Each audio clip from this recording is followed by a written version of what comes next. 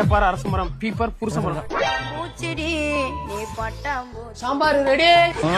இங்க ஒரு ஆள் உட்காந்துருக்கு, அதுக்கு போட்டாங்க சாம்பார் ஊத்து. எந்த முட்டாப்படா சாம்பாருக்கு புரோட்டா வைக்கிறது?